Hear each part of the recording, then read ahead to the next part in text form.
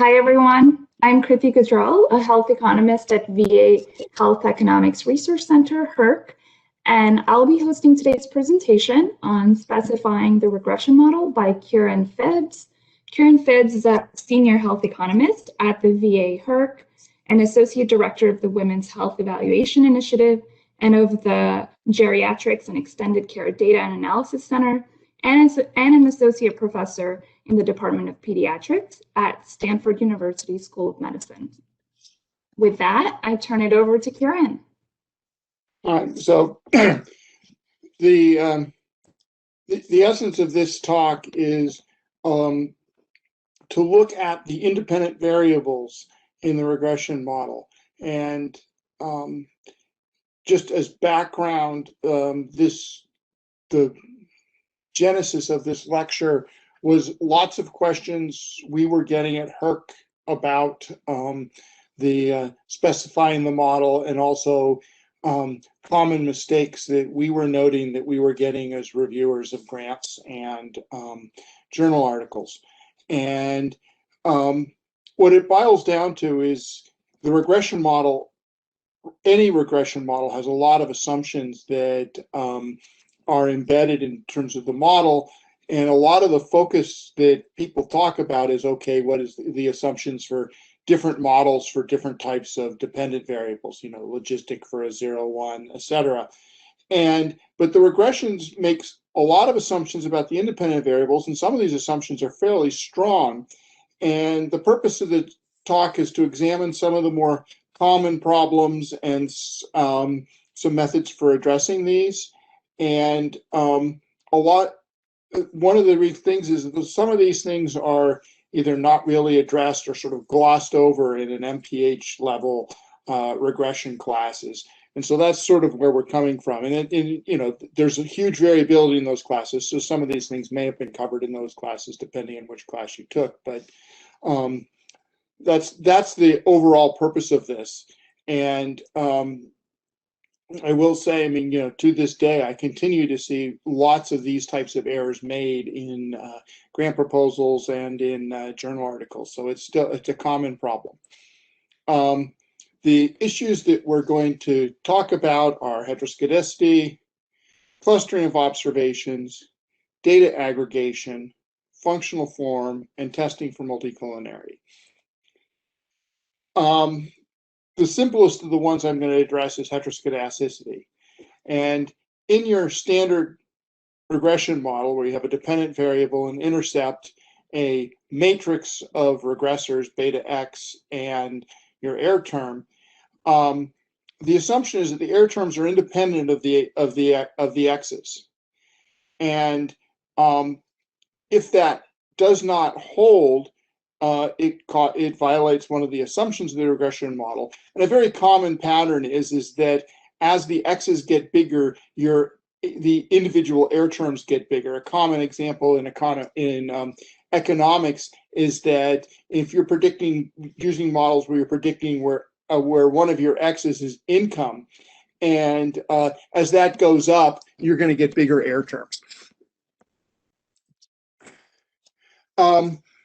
When you have heteroscedastic standard errors, or heteroscedasticity in your data matrix, you get biased standard errors, but the parameter estimates are unbiased. They're a little bit inefficient, but so to come back to the the x here, you don't have your betas or your parameter estimates are going to be unbiased, so they're accurate. It's just that your standard errors are wrong.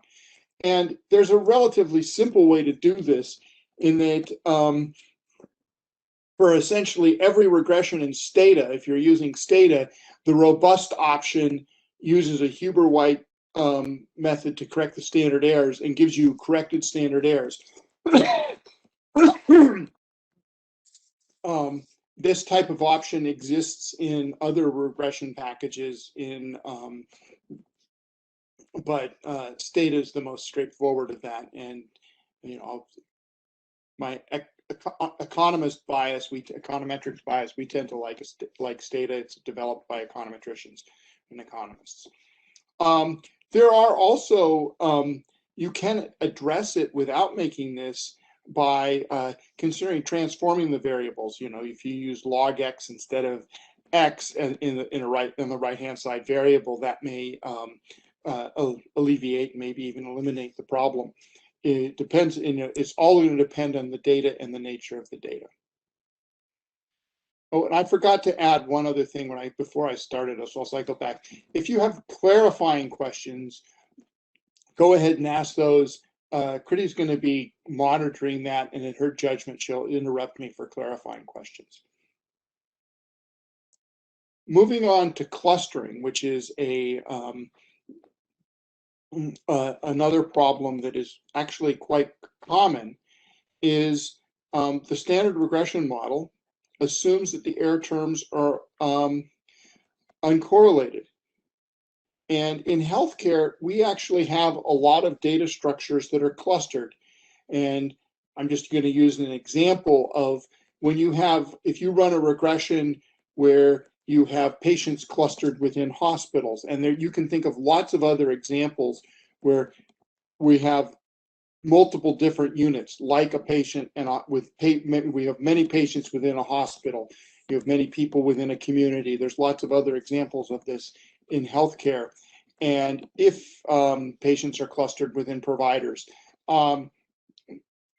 and if you have this type of thing, it causes a problem with your standard errors. So just using this, if the X1s are patient level variables and X2 are hospital level variables, when you run a regression, it assumes that there are as many, that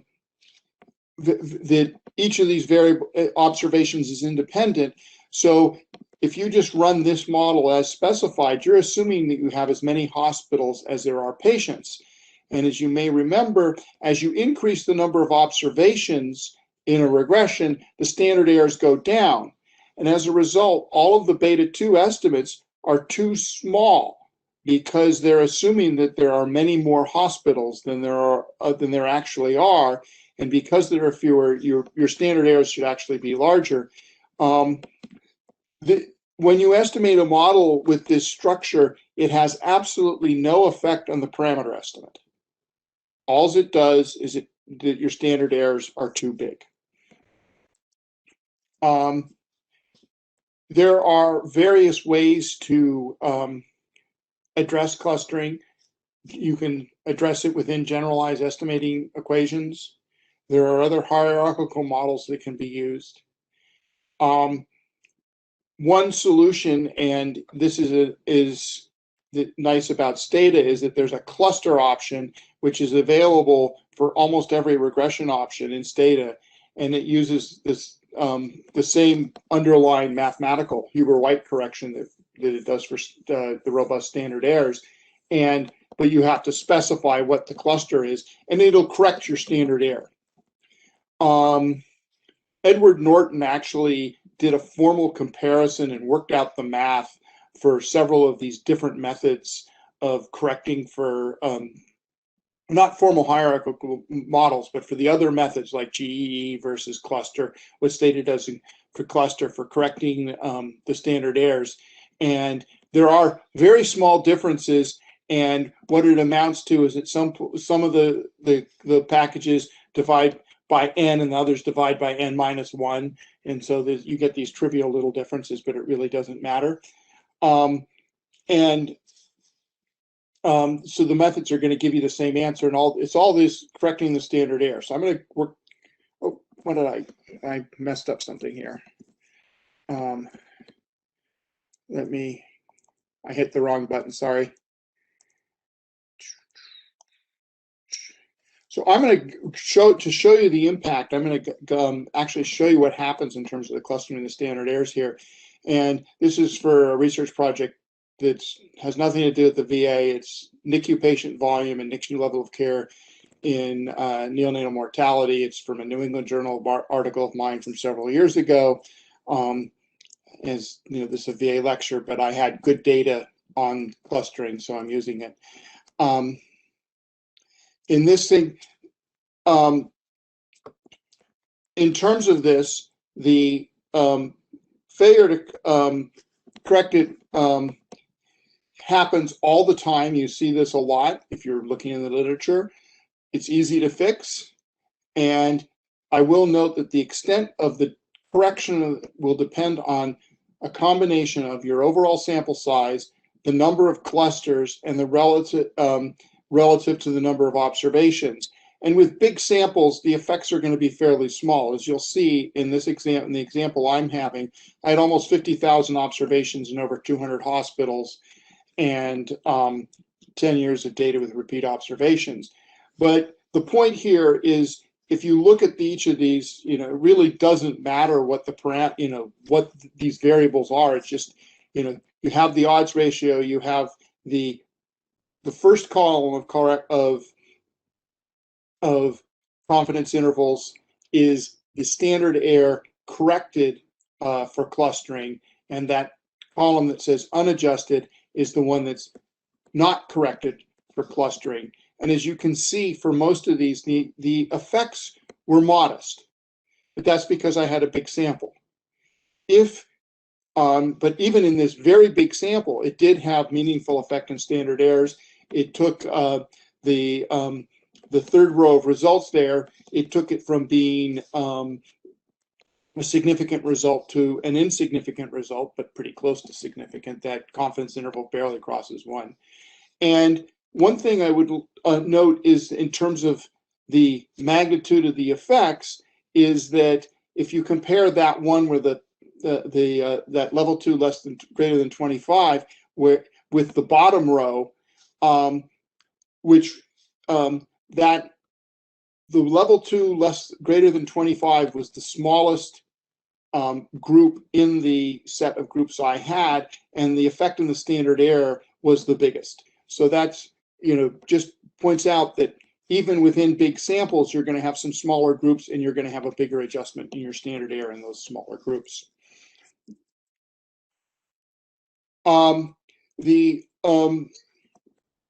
So again, this is relatively easy to address when you have this clustering of different types of observations, one within the other, and you need to address them. There may or may not be times when you need to formally do hierarchical, some sort of a hierarchical model. That's sort of a different issue in terms of the data structure, as opposed to just correcting these structures, and that's really a modeling issue. I will note that many times the results really don't matter, or they're very similar, especially with big samples. The next issue that I want to address is data aggregation. There are many times when we have a choice in how we're going to organize our data.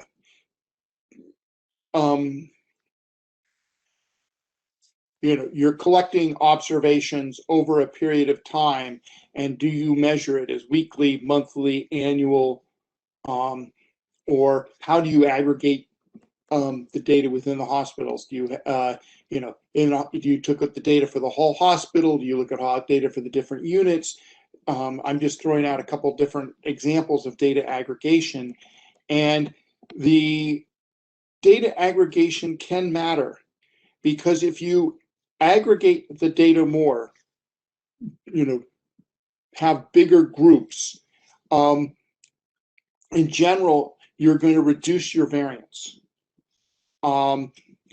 If you compare daily numbers to annual numbers, you're going to get a lot more variance in the daily numbers than you will in the annual numbers in a time series. And these levels of aggregation, you really need to, I just want to emphasize, you need to think through this very carefully, because it can actually change the relationship between the variables of interest and the dependent variable. And because of how you're aggregating it. And I'm going to draw on an example from a paper that I did, where we were looking at nurse staffing and patient outcomes.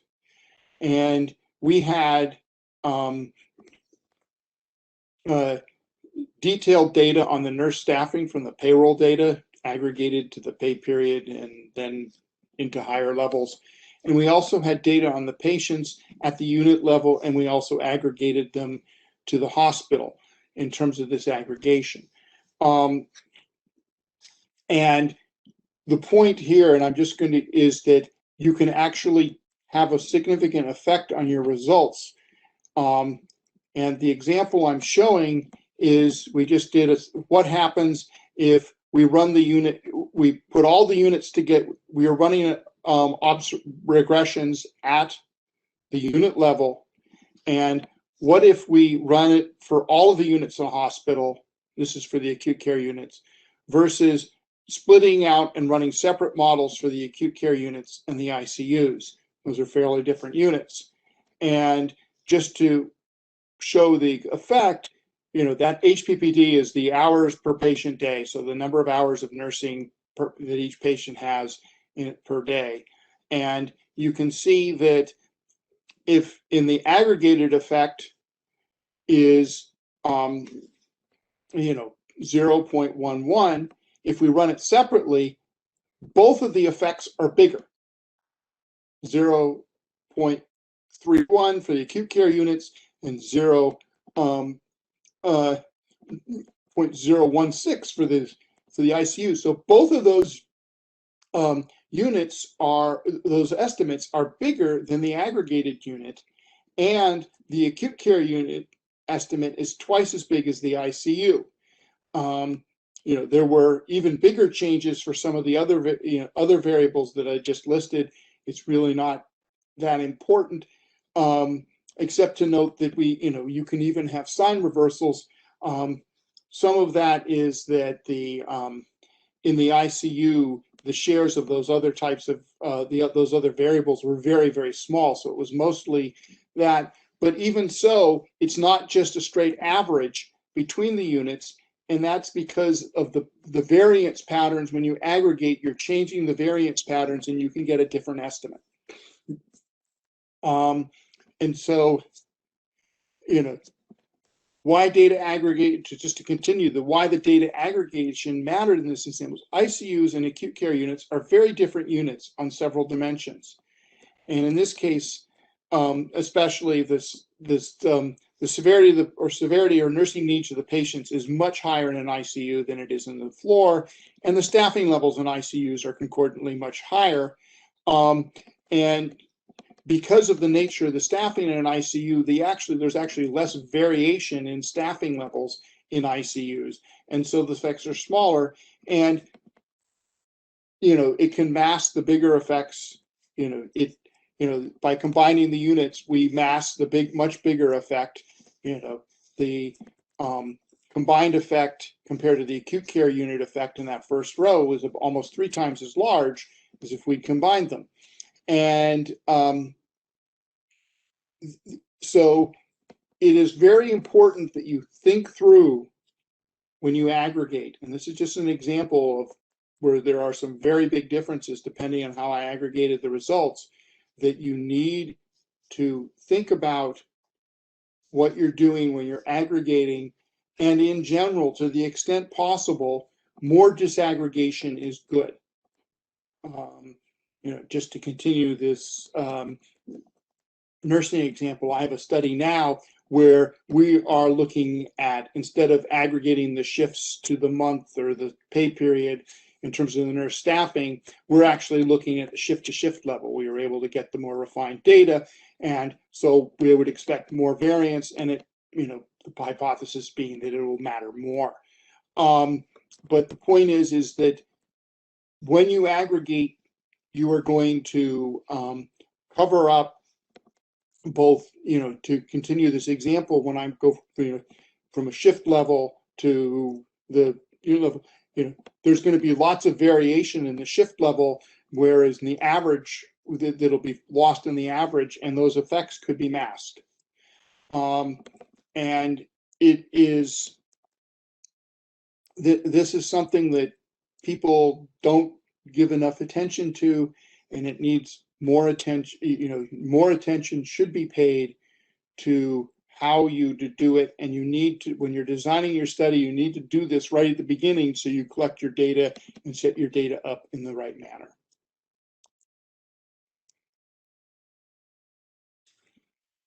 Another issue where people all too frequently don't give enough thought is the functional form of the regression model. In the basic regression model, in most models, you're assuming that X has a linear relationship with Y. There are some models, some of the models, it may not be a it may not be a straight linear relationship, but there's some sort of an assumption of a relationship between X and Y that is of a specific functional form. And the fact remains that in many cases, this is not true. Just a common example in healthcare is, we often, when we're looking at outcomes, control for patient age because risk can go up as age goes up. But the fact remains, if you look at the range of patients, the age ranges that are out there in patients, from 20 to 40 or 50 or maybe even 60, there's, for many things, there's no change in risk or essentially no change in risk. And then it starts to go up slowly. And as you get into the older ages, the risk will go up dramatically. So that's not a linear function. And you're going to be averaging that. So if you think about just that age function, you're going to be overestimating the risks you probably underestimate the risks if you estimate a model like that for the very youngest ages, overestimate it in middle ages, and then underestimate it again in the oldest ages as the regression tries to force a linear relationship. And so that is what, if you put linear age in a model, you might well have a misspecified model. As a general rule, you should check the functional form for every non-binary variable in your model. Well, there are formal tests that one can run, and in many regression packages, they are actually just you can do a canned option to do it, which some of which you may have been exposed to in classes. There's two problems with these tests. One, all this tells you is that if you fail this test, is that you have a misspecified model. It doesn't tell you how it's misspecified. And the other problem with these tests is they tend to be fairly weak. So so I see a question popping up. Do you need to worry about skewness? Well, that's exactly, that's essentially what we're talking about here, is that, you can have a skewed distribution. And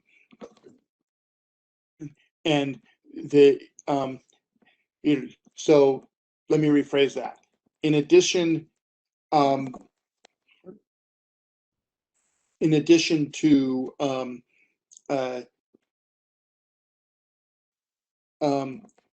the fact that we may have a nonlinear relationship, the distribution of ages is frequently is almost always not uniform, and you may have an effect there in terms of how the data is.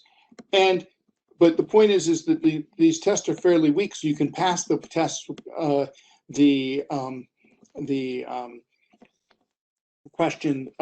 test, and still have a model that is maybe not as specified as well as it should. And just because I know some of you are seeing the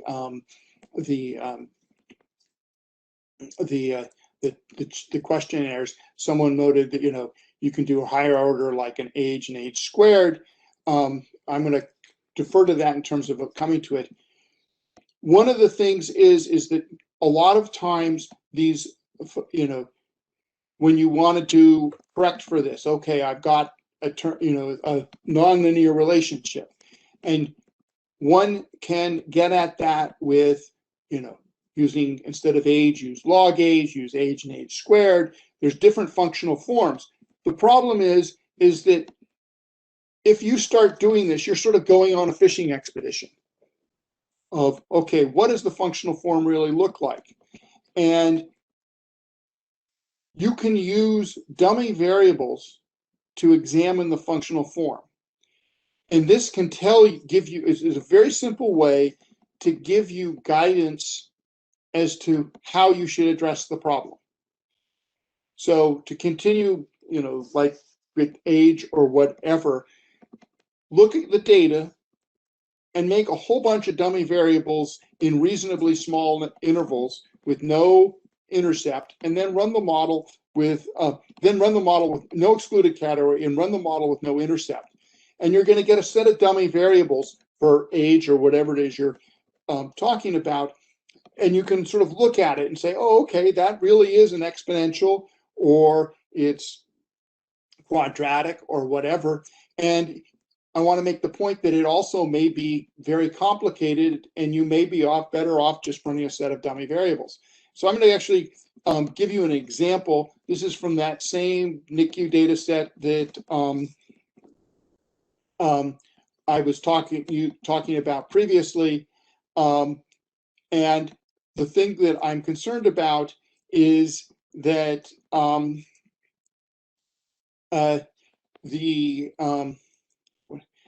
what I did or concerned about is that for very small premature infants, how their birth weight or how their gestational age changes has huge effects on the risk of that patient dying for very premature infants. And that function is nonlinear. And so this is just, the example, I'm jumping ahead of myself in terms of example. This is the functional form for that hospital volume in terms of what I did. And you can see here that that function is not linear. It declines steeply, and then it sort of flattens out. And we, in the working up to this paper, we looked very carefully at looking at 5-unit. I think we were looking at 5-unit intervals of patients to see what the functional form looked like. And the problem that we had is that this was confounded, is that we also had NICUs are organized with different levels of care. Hospitals have different levels of capacity to take care of this, to take care of these very small premature infants. And these relationships were somewhat different for different levels of care. As this slide shows, there were no, the level 3 and Cs, which are the highest level of care units, there were no small ones. And similarly, there were, of the lowest level, there were no big ones. And so what we ended up doing was using the results of these specification models that I showed you here to create the sets of dummies for volume ranges and levels of care, and we modeled it that way. I will note that one advantage of that is that it was a whole lot easier to explain than to try to explain how these functional forms interacted. For some applications, this is come back to the point I was trying to make. For some applications, you may want to use the dummy variables instead of continuous functional forms, and that this may be particularly useful when there are complex relationships. It can be very difficult to get a continuous function to accurately predict across the entire range.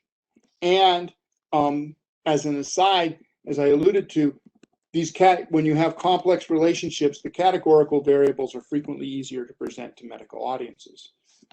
And this is something that happens for a lot of different variables in healthcare. And as I said, we chose to use combinations, and we had looked very closely, and the variance within these groups was reasonably small. So these were, we had carefully tested that these were reasonable levels of aggregation to use dummy variables. Another issue that I'm sure all of you were exposed to in your introductory econometrics class or regression class is multicollinearity. The fact that, what happens in the regression of X1 and X2 are strongly correlated. And multiple things happen when you have variables that are highly correlated. Basically, the regression will have trouble attributing which of, if they both go up together, if both x1 and x2 go up in tandem, which one of those is driving the effect on the dependent variable. And if they are strongly correlated, the regression will have trouble trying to identify which one is the causal effect. This is going to increase the standard errors, and that's the standard focus in the regression class, is that you need to include the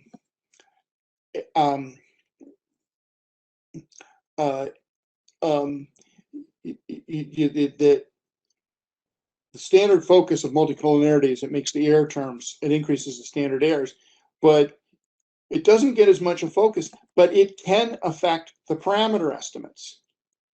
And in the extreme case, if you have two variables that are highly correlated, the regression can sort of go off the rails. And let's say that there was a modest positive relationship between both x1 and x2 and y. But they're highly correlated variables. You could have x1 being a negative estimate and x2 being a very large positive estimate that are sort of offsetting. And getting that is but you can have them sort of drive one variable in one way and one variable in the other way in terms of its parameter estimate in relation to the true relationship, and you get this offsetting effect. So collinearity is something that you need to be very careful about and carefully test in your models.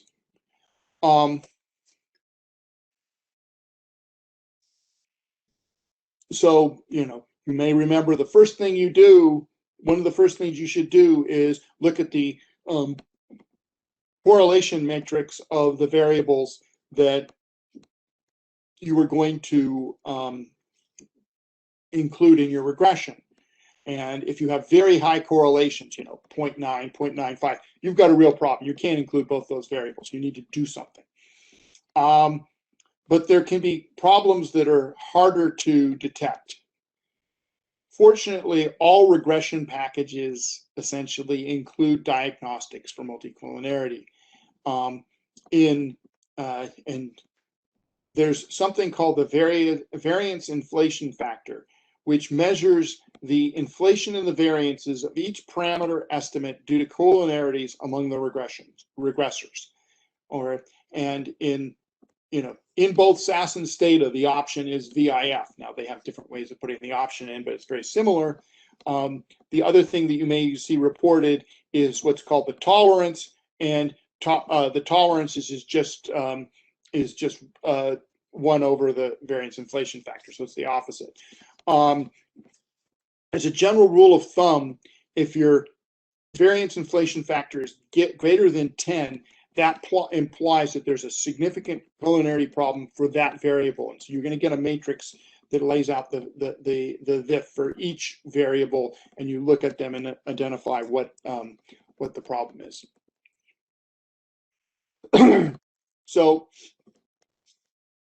in general, the simple rule of thumb is that if you have a correlation between two variables of greater than 0.5, you're probably going to have problems, but you can still have collinearity problems with correlations of less than 0.5, because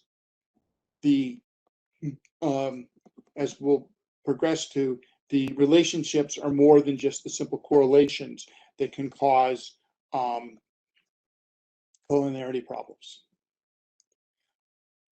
So I'm going to give you an example of the correlation and using this for that nurse staffing study I told you about, and that one of the variables we were interested in the effect, the moderating effects of RN tenure, or how long the nurse had been working on the unit, and also is there an effect of the age of the nurse. And the correlation between those two variables was 0.46, below that 0.5 that people normally tell you. But when we run the regression, and it depended on what the regressions we were running, we were getting variance inflation factors on these variables between 18 and 30.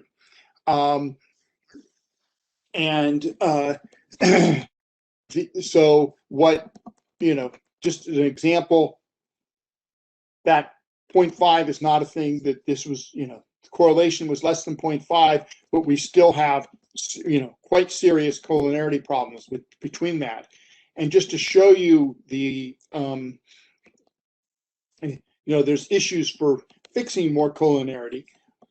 In general, in terms of collinearity, more observations, as long as there isn't perfect correlation between the variables, more observations will help, because as you have additional observations with different variance patterns, there's more information for the regression to try to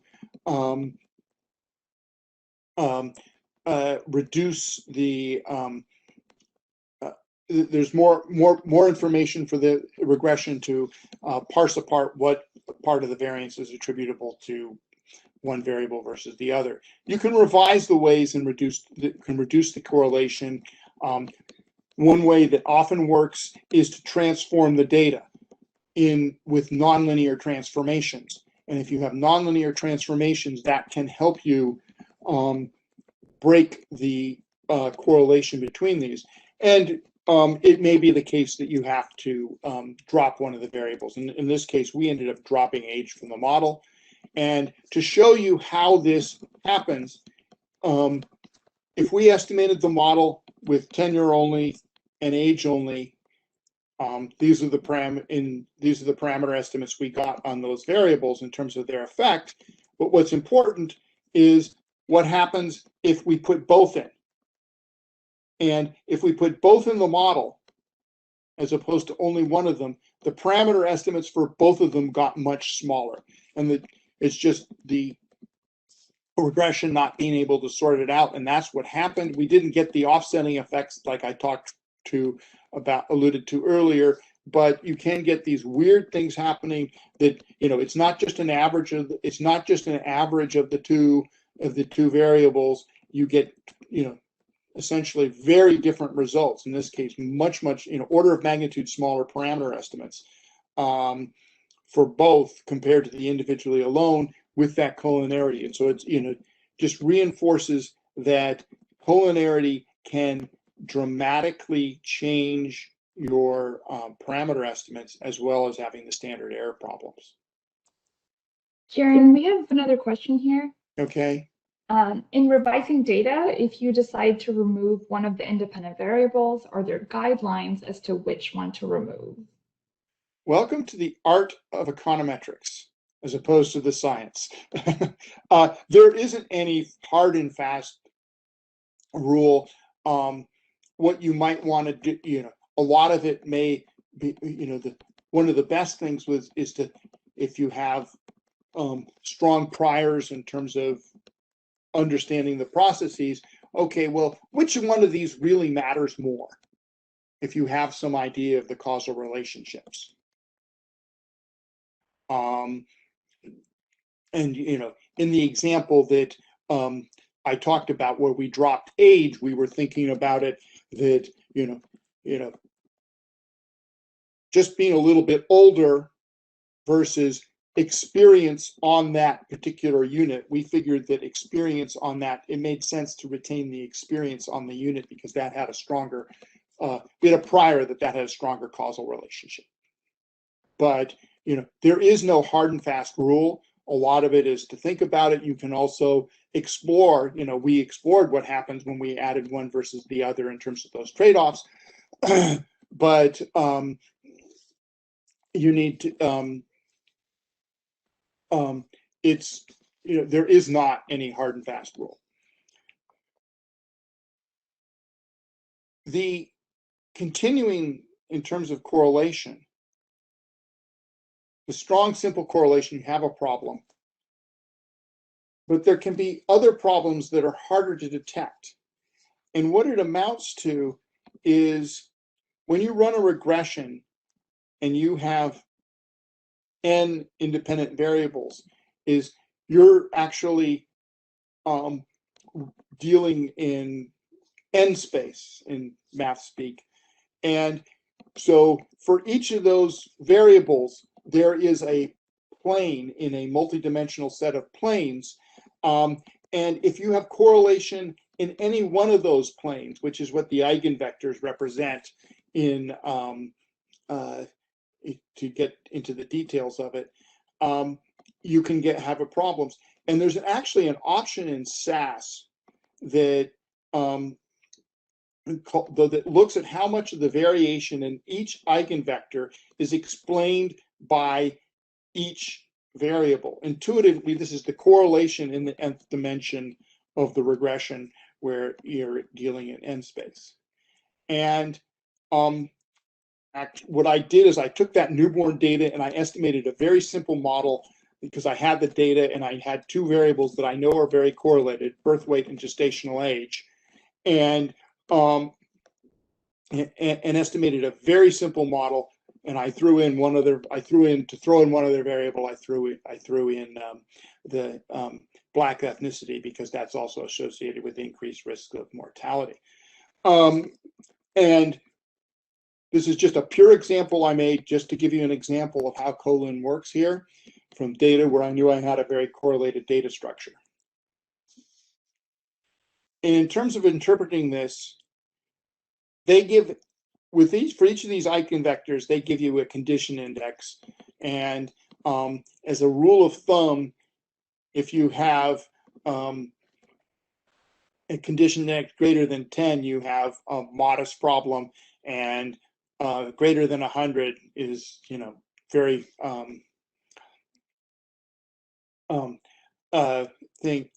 strong problem. And so just to look at this here, it lists the condition index, and you can see if you look at the bottom row that we have a condition index that's very high, and we have birth weight, and it's between birth weight and gestational age, those two variables that we knew were highly correlated. And so this pinpoints the problem in a detail, and you can actually get numbers like this bottom row if the data structure is actually right, with correlations that are down even as low as 0.3. And so that's just the point I'm trying to make, is that you can have variables that have modest correlation, but if the pattern of the data is right, it can cause the regression to go off the rails.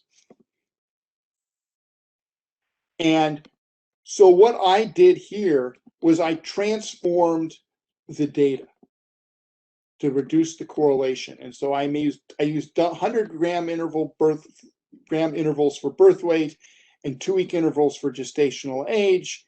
And I had separate dummies for singleton males, singleton females, and multiple births. So a whole lot of different things. And when we did this, the max condition dropped down to 8. So we had no serious collinearity problem. And what we were doing was, by slicing the data up into a bunch of small independent variables, and there's enough within a given gestational week interval, there's going to be enough variability into which birth weight buckets they show up in, that I have broken up this strict correlation between these variables. And that allowed me to include both birth weight and gestational age in the model.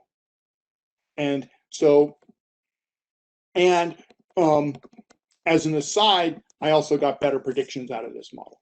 So this is just the point that think creatively about how you might break the data down in ways that can reduce the correlation. This was this is a nonlinear transformation of the data that broke the correlation up. There are other types of nonlinear transformations that can break it up so that you can include it. And the reason that we worked hard to do this instead of just dropping one of the variables is that physiologically, both birth weight and gestational age do affect mortality risks. And so we wanted to include both in the model in terms of that causal. Why do I want to include this? And so, again, as I sort of jokingly referred to the art of econometrics, there are these rules, and you've got to just play with the data and use some common sense and to work through how you can do this. And I just for example, I just showed what happened here in terms of the odds ratios of the different groups here, just to show you that it did it. And then it's a very old reference, but it's very useful. It may have been updated. Beasley, Koo, and Welsh has a whole textbook on regression diagnostics that is very useful. And I'll take questions, and the next lecture is next week with me talking about limited dependent variables. And we finished a little bit faster than I thought. And so I'm open for questions. Ciaran, we have one pending question from before. I think you've partly addressed it. I just wanted to explicitly address it. If you include a higher order form of age, for example, age squared, do you also need to include age? Maybe, maybe not. It'll depend, it may be that just put, you need to understand, what you need to do is look at your data and figure out, think about it, sometimes, I'll use a different example where if you include, you transform, you have a non-linear relationship, cost has a very skewed distribution. And if you take a log of cost, you make it much more normal. It's just an example. And so how you transform the data in terms of these nonlinear transformations, and what you're trying to do is transform it so that you get a linear relationship. And what you do will depend on the nature of the data. There is no hard and fast rule. Sometimes you do want to include age and age squared. That's basically, you're assuming it's a quadratic relationship. Other times age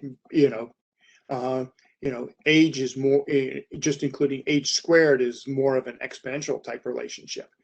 And so it's just, there isn't a hard and fast rule. It depends. You have to deal with the data you have and the relationship you're looking at, and go from there. I'll just make a note. My colleague Jack Needleman, when he teaches the regression class at the UCLA School of Public Health, he frustrates the students because for 3 weeks, he doesn't let them run a regression with the sample data set. He makes them run diagnostics on the regression so that they know their data. And I think that's a very good advice, that you really need to understand your data and the relationships in your data and design your modeling accordingly. And, you need to understand the data without running the regression, and then there are a bunch of tests you need to run with regressions in terms of different functional forms, and you need to do that to figure out what is right for your model. Thanks, Ciaran. There's another clarifying question. Regarding aggregation, you noted those were patient level regressions, but if you aggregated, does that mean you were modeling care unit level outcomes? So to clarify what we were doing, we were still running patient level regressions, but the aggregated was running the regressions for all the patients in the hospital versus running separate models for the patients in the ICUs and the patients in the acute care units. So what we did is we ran 2 separate models for these very different types of units, as opposed to aggregating those units all together. And what was happening is because there were, ICUs and acute care units are very different units. And so you were getting very different risks and relationships. In this case, there's a very different relationship between nurse staffing and patient outcomes. And this is not unique to my study. there's several other studies that have shown that the effective nurse staffing is less in ICUs than it is in acute care units, and it's a function of how the units are organized more than anything else. Mm-hmm. Another question here, Ciaran, is there any use for the dark-bear normality test, or is it too weak? I don't know the specific answer to that question. Again, normality is more a concern in terms of distributions of the dependent variable. And we'll talk more about that next week in terms of what the distribution is of the dependent variable. Depends what model you use, but this is looking at independent variables. But even assuming normality, even if you have a normal distribution of a regressor, if the relationship between that and, let's just, and your dependent variable is nonlinear, you will still have a problem. So it's not the underlying distribution of the dependent variable or the independent variable you're concerned about. You're concerned about the relationship between the independent variable and the dependent variable linear or nonlinear, because the regression model in general assumes a linear relationship. Some models assume a log relationship. And that depends on the model. So it's, it's that, and you're talking about that relationship controlling for all the other variables in the model. Is there a linear relationship or not? And if so, how do you fix it? And there's you can explore, as I alluded to before, you can explore various options and see if it changes your results. And one of the nice things about that, dummy variable test of sorts that I outlined, it's not a formal test. You're just sort of, is that as a non-parametric, by making a bunch of small dummy variables, you are making a non-parametric specification of the relationship, and you can see what the relationship looks like, and that can then inform how you proceed with your modeling. Mm-hmm. Thanks, Ciaran. Waiting for additional questions to come in.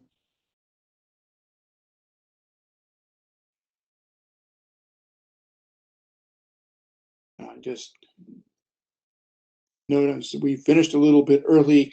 I mean, I've given this lecture several times. And it usually takes longer. Either I raced through it too quickly or there were fewer questions. I'm not sure which, but if not, you guys have gained a few minutes of your day if there are no questions. Well, do you have any closing remarks?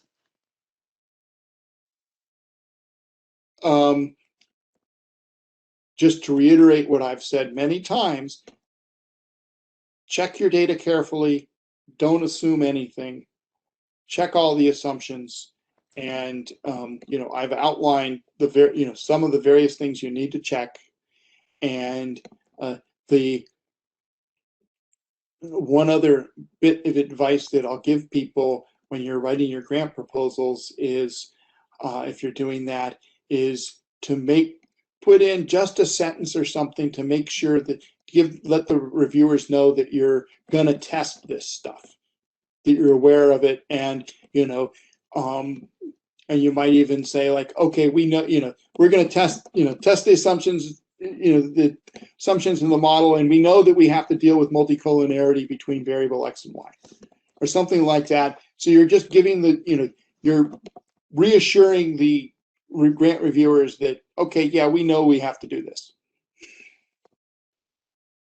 Well, this was a great presentation. I want to thank you so much for taking the time to prepare and present for today. And for the audience, thank you everyone for joining us for today's HSR&D Cyber Seminar. Please join us next week. When I close this meeting, you'll be prompted with a survey form. Please take a few minutes to fill that out. We really do count and appreciate your feedback. Have a great day. I'll add one other thing, and that is feel free to contact me with follow-up questions. You can either email me directly, or you can always use the HERC help desk. Thanks, everyone. Thank you.